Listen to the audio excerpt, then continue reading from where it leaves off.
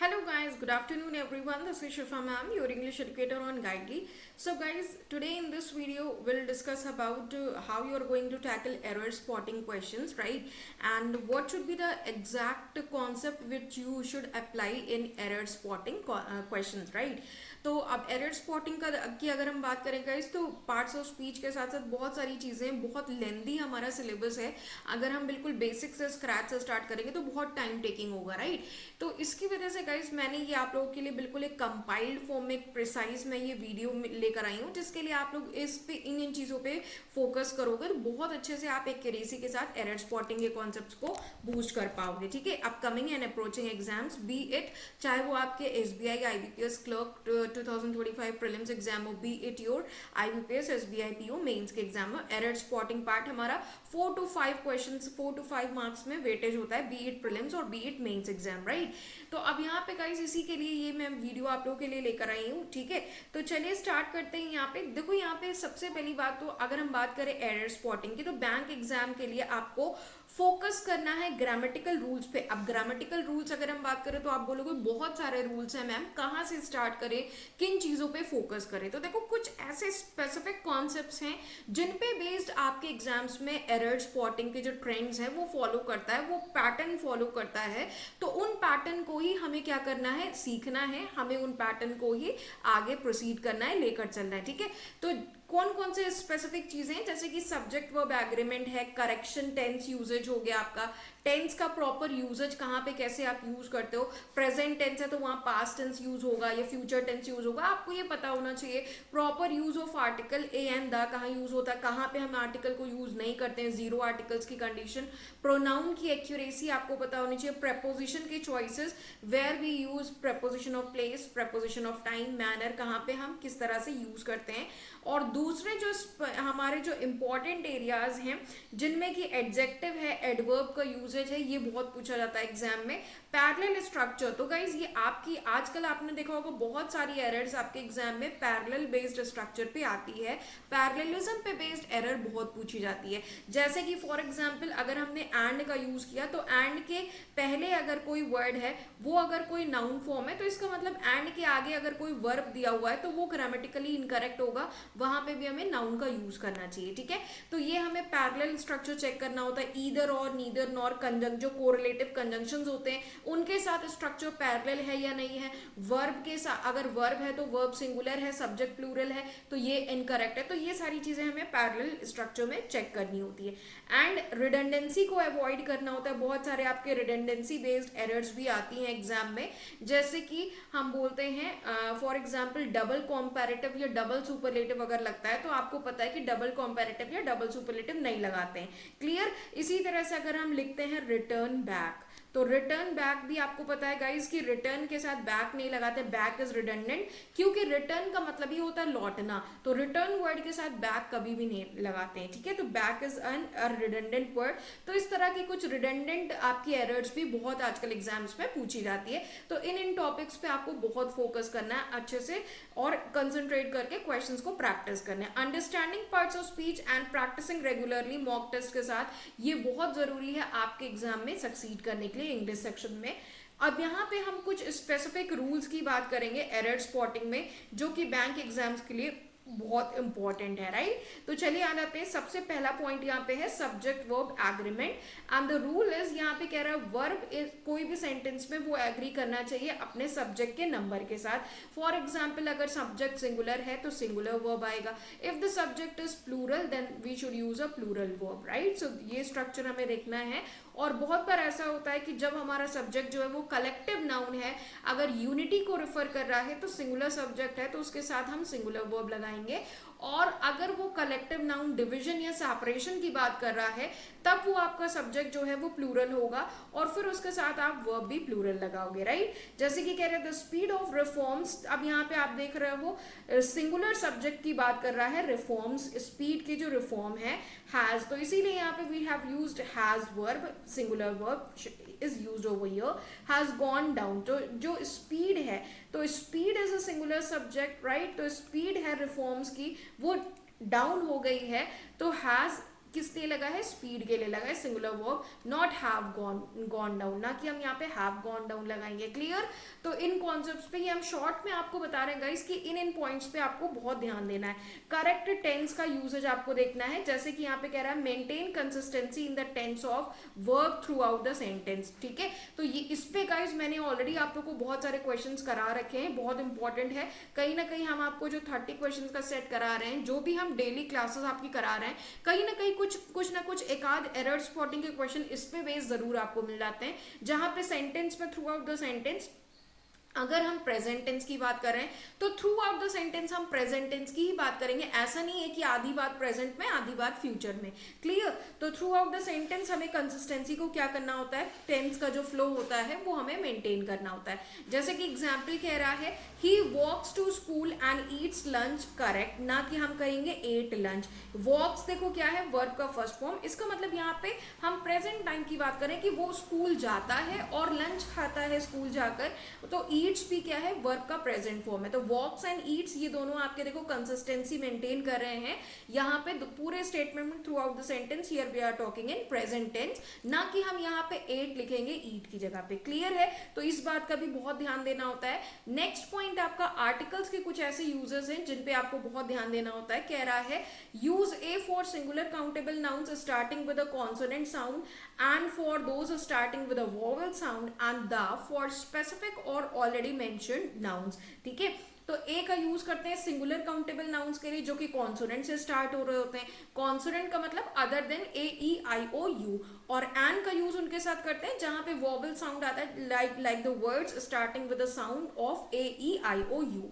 And the का use वहां पे करते हैं जहां पे ऑलरेडी जो नाउन्स हमें मेंशन होते हैं किसी स्पेसिफिक पर्पस को डिफाइन करने के लिए उनके साथ दा लगाते हैं, राइट। अब जैसे कि here the example is saying she is an engineer. So engineer is a profession guys, and engineer is starting with E. It's a vowel term, that is why we have used an engineer, correct, ना कि हम लिखेंगे a engineer। Clear, समझ आ गई। इसी तरह से pronounce का यूजेज भी हमें ध्यान रखना है, जैसे कि प्रोनाउंस एग्री करने चाहिए नंबर और जेंडर में नाउन्स के साथ जिनको कि वो रिफर करते हैं, उनके एंटीसिडेंट्स पे हमें बहुत ध्यान देना चाहिए। क्लियर, जैसे कि एग्जाम्पल देखते हैं everyone should bring their own book। अब यहाँ पे करेक्ट क्या है, मॉडर्न यूजेज जो है, दो ट्रेडिशनली हिज और her would be used for singular everyone. ठीक है, तो एवरीवन के लिए हम क्या लगाते हैं, एवरीवन के लिए या तो हिज लगाते हैं या तो हर का यूज करते हैं। ठीक है, इसको हम यूज करते हैं सिंगुलर फॉर्म जो कि एवरीवन है। एवरीवन आपका एक इनडेफिनेट प्रोनाउन है, एवरीवन, एवरीबडी, समवन, समबडी। तो इसमें हमें ये नहीं पता चलता है कि हम किस चीज की बात कर रहे हैं, that is why they are referred to as indefinite pronouns. Clear, और इनके लिए हम सिंगुलर प्रोनाउन हिज या हर का यूज करते हैं। ठीक है, तो everyone should bring their own book, तो ये आपका मॉडर्न यूजेज के अकॉर्डिंग यहाँ पे देखो देयर का यूज किया हुआ है, ये करेक्ट है।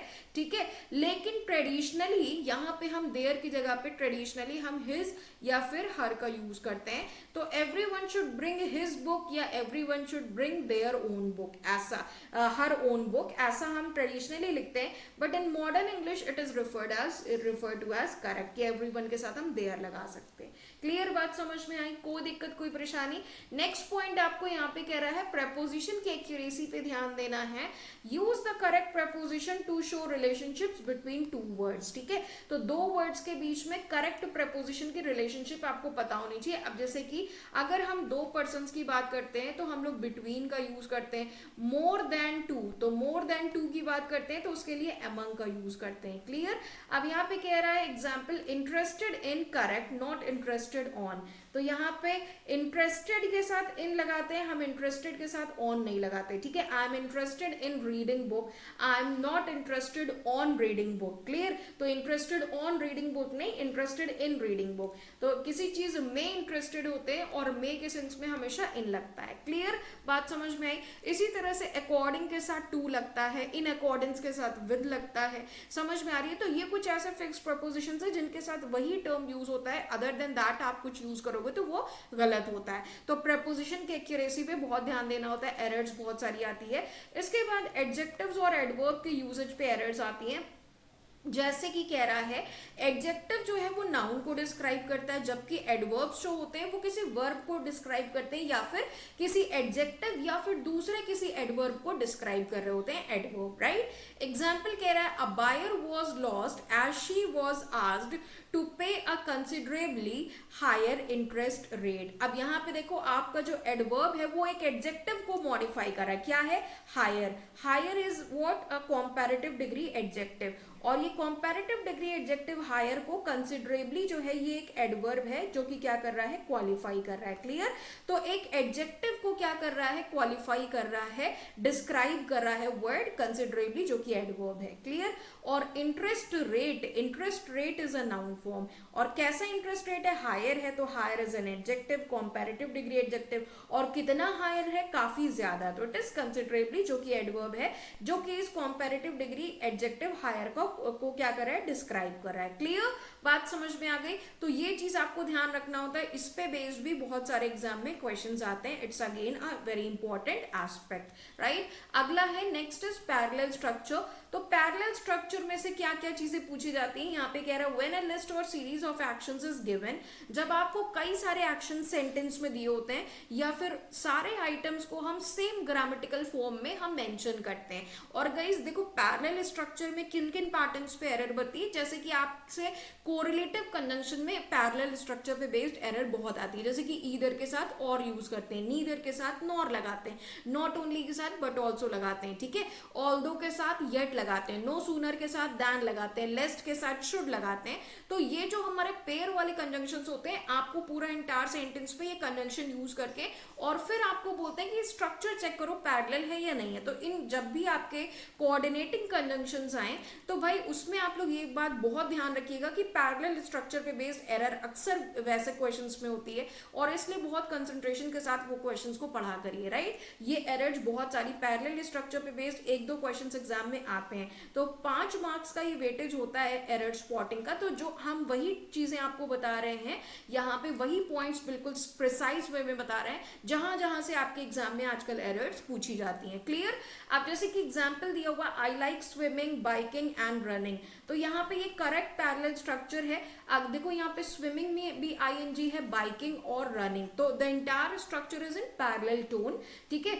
मुझे पसंद है, क्या पसंद है, स्विमिंग पसंद है, बाइकिंग पसंद है और रनिंग पसंद है। अब अगर इसको हम लिखेंगे I like swimming bike and run, तो ये गलत हो जाएगा, क्यों, क्योंकि आईएनजी यहाँ है, यहाँ भी आईएनजी है, तो आगे वाले में आप वर्ब का फर्स्ट फॉर्म लगाओगे तो ये गलत हो जाएगा, ये भी आईएनजी फॉर्म में आएगा, क्लियर। तो this is only called parallel structure, यही आपका पैरेलल स्ट्रक्चर हम इसको बोलते हैं। जैसे कि फॉर एग्जांपल इसी तरह से हम लिख सकते हैं ईदर द प्राइम मिनिस्टर और the secretaries is going to attend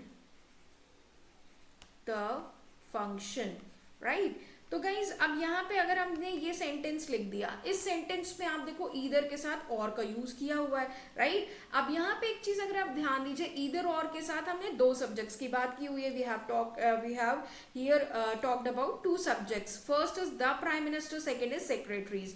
अब guys you know it very well that whenever we talk of the conjunctions like either or, neither nor, not only but also, in these conditions we always use verb according to the nearest subject, and the nearest subject is secretaries, it is plural. So here instead of is we should use a plural verb are, right। तो ये parallel structure पे base था, देखो either और की बात कर रही थी, ठीक है, तो ईदर के साथ और का यूज कर रहा है, ईदर द प्राइम मिनिस्टर, अगर इसको हम लिख दें either the prime minister the secretaries और, तो ये गलत हो जाएगा, क्योंकि द प्राइम मिनिस्टर सब्जेक्ट से पहले ईदर लगा है, तो द सेक्रेटरीज के पहले और आना चाहिए, ना कि द सेक्रेटरीज के बाद और आएगा। तो ये कुछ पैरेलल स्ट्रक्चर के एग्जाम्पल्स हैं जिन पे बेस्ड एरर बहुत आती है, राइट। अगला टाइप है कोरिलेटिव कंजंक्शंस, इन पे बेस्ड भी देखो अभी हम यही बात कर रहे थे, इस पे बेस्ड बहुत एरर्स आती हैं, जैसे कि पेयर्ड कंजंक्शंस होते हैं, लाइक ईदर के साथ और, नीदर के साथ नॉर, और दो के साथ येट आता है, मस्ट बी करेक्टली यूज, ठीक है। तो ईदर के साथ और, नीदर के साथ नॉर, नॉट ओनली के साथ बट ऑल्सो, लेस्ट के साथ शुड लगता है, राइट, और नो सूनर के साथ दैन लगता है, बोथ के साथ एंड लगता है। तो ये सारे पेयर्स आपको ध्यान रखने होते हैं। इनके साथ अगर कोई गलत पेयर यूज किया होता है और आपसे बोलता है कि एरर बताइए, तो इन पेयर को आपको बहुत अच्छे से याद रखना होता है कि किस किस टर्म के साथ कौन सा पेयर लगता है। जैसे कि हम कह रहे हैं दो he is rich yet he is kind, तो ये करेक्ट है। अगर हम इसको लिखें दो he is rich but he is kind, तो आपको पता है कि दो या ऑल्दो के साथ बट का पेयर नहीं आता है, हमेशा इसके साथ क्या लगता है, येट का पेयर लगता है। क्लियर? तो ये भी एक बहुत इंपॉर्टेंट पैटर्न है एरर का, जो कि बहुत एग्जाम में पूछा जाता है। नेक्स्ट कह रहा है कॉमन कंफ्यूजेबल्स, कुछ ऐसे कॉमन कंफ्यूज टर्म्स हैं जो कि अक्सर हम कंफ्यूज करते हैं और एग्जाम में गलत करते हैं, और उन पे बेस्ड भी एरर बहुत पूछी जाती है। हम कहीं ना कहीं उन टर्म्स को जब हम स्पोकन इंग्लिश में यूज करते हैं तो भी हम बहुत गलती करते हैं ग्रामर में। कह रहा be aware of commonly confused words that can lead to grammatical errors, जिसके वजह से grammatical errors होती है। जैसे कि मैंने अभी आपको यही बताया कि रिटर्न बैक, तो रिटर्न के साथ बैक कभी नहीं लिखते हैं, क्योंकि रिटर्न का मतलब ही होता है वापस लौटना, तो बैक इज रिडंडेंट। क्लियर? तो कॉमन कंफ्यूजेबल टर्म्स आपको ध्यान रखने होते हैं। एंड लास्ट आपको पॉइंट है रिडंडेंसी, रिडंडेंसी बेस्ड एरर्स भी बहुत एग्जाम में आती है। जैसे कि अनलेस आपका बहुत सारे यूजलेस एक्स्ट्रा वर्ड्स आपको सेंटेंस में जो दिए होते हैं, जिसकी सेंटेंस में रिक्वायरमेंट नहीं होती है, बट वो एक्स्ट्रा होते हैं, उनका सेंटेंस में कोई कॉन्टेक्चुअल या ग्रामेटिकल सेंस ही नहीं होता है, तो उन वर्ड्स को हटा देने से एक बिल्कुल एग्जैक्ट प्रिसाइज आपको सेंटेंस मिलता है। तो उन पे बेस्ड भी एरर बहुत सारी आती है, तो रिडंडेंट एरर्स भी बहुत आती है एग्जाम में, इसको ध्यान रखिए।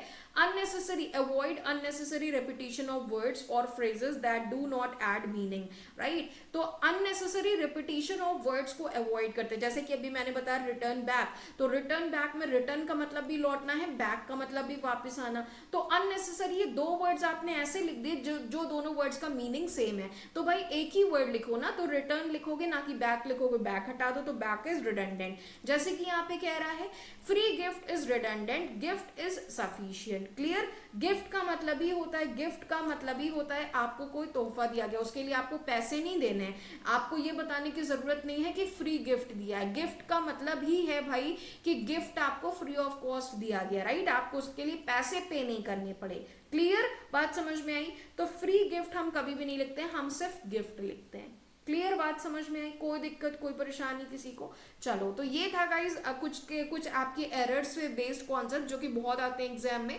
आई होप आप लोग को ये चीजें क्लियर हुई। And guys you all can join my Telegram group if you really like my stuffs and the way I teach on गाइडली YouTube channel, then surely guys I am there to help you out. If you are grappling with any of the issue in the English section, then I am there to help you out. You all can join my telegram group. This is the link of my telegram group @English by Shifa ma'am. And daily guys, at present right now I am taking only the evening session, just because of my health concern. I am not supposed to take the editorial session since last 2-3 days, right? Definitely within 2-3 days, once I recover, once my health recovers, and once I feel a little better, definitely will again start the morning session as usual. Clear? So thank you everyone. If you really like my videos, do share it with all other aspirants also who are preparing for the upcoming and approaching exams. And guys, if you are new to the channel, please do not forget to subscribe the channel as well. Thank you everyone.